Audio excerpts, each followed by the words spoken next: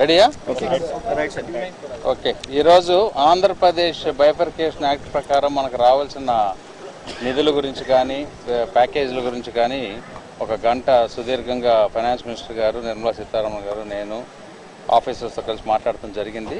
అన్నీ కూడా ఆంధ్రప్రదేశ్ ఎటువంటి రకమైన నష్టం జరగకుండా స్పెషల్ కేటగిరీ కానీ, బ్యాక్వర్డ్ డిస్ట్రిక్ట్ ఏరియా కానీ, ఇండస్ట్రియల్ ఇన్సెంటివ్స్ కానీ, క్యాపిటల్ డెవలప్మెంట్కి ప్లస్ డెఫిసిట్ ఫైనాన్స్ ఈ సంవత్సరానికి వచ్చేవి కూడా అన్నీ కూడా కూలంకుషంగా డిస్కస్ చేసాం.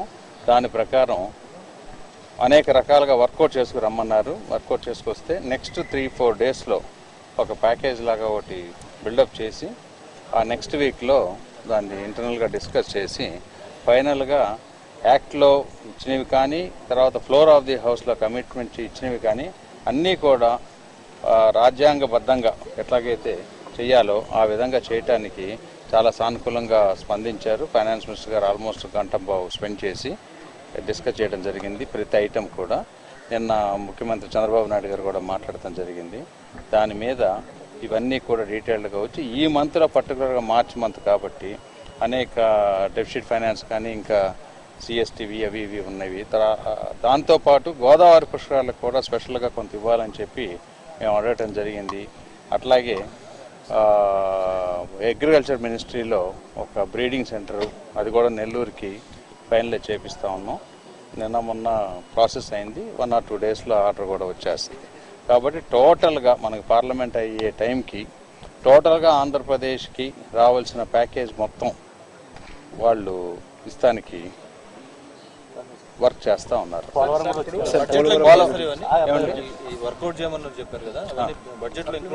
ఇంక్లూడ్ అయిపోతుంది. బడ్జెట్లో ఫైనల్గా ఇంక్లూడ్ చేస్తారు. అది ప్రొసీజరల్.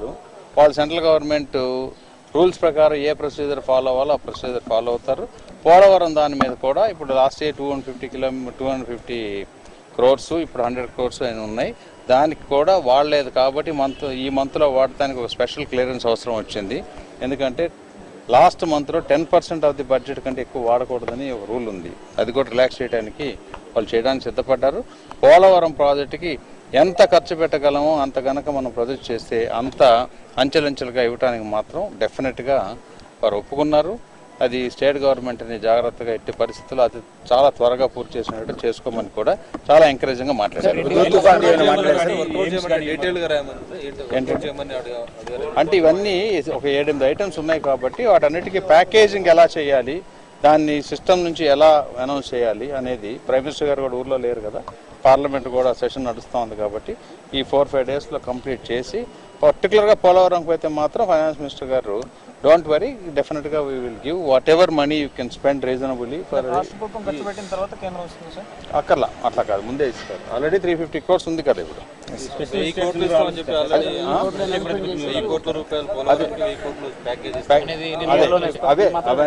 అవి ఆల్రెడీ క్లియర్ చేసి ఉన్నారు.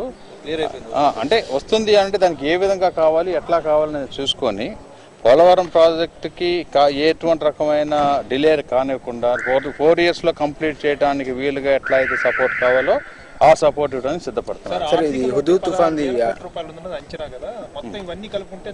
ఇప్పుడు కాదు కదా ఆర్థిక లోటు. ఇప్పుడు 14th ఫైనాన్స్ కమిషన్ ప్రకారం అయినా ఇప్పుడు అసలు ఆర్థిక లోటు ప్రొజెక్షన్ అక్కర్లే, అజంప్షన్స్ అక్కర్లా.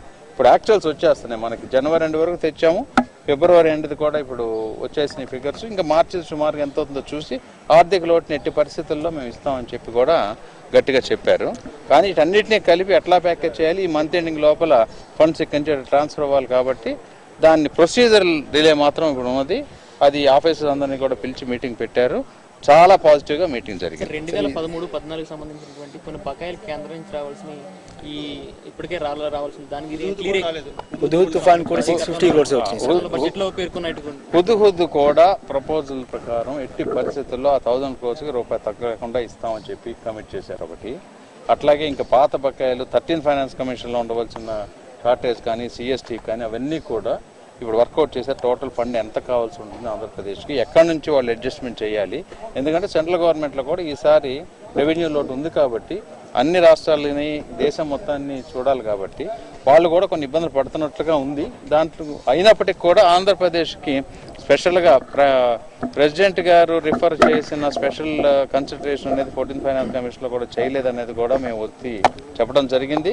దాని ప్రకారం కూడా డెఫినెట్గా కన్సిడర్ చేసి ఇప్పుడు ఇందులో కవర్ చేద్దామని చెప్పారు. సార్ మీరు క్లియర్ చేస్తున్నాం అని చెప్తున్నారు సెంటర్, బట్ మీ ఎంపీ కాటికా పరివేషం వేసుకొని విజయ్ చౌక్ లో సర్లేండి అది ఆయన ఎలా అడగాలి మీరు.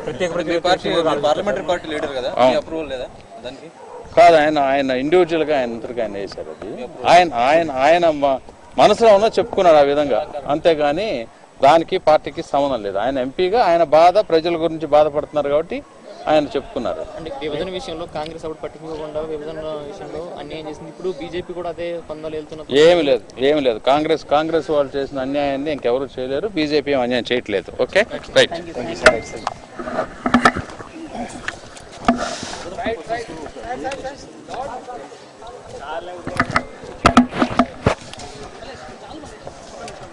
సార్ విజయ్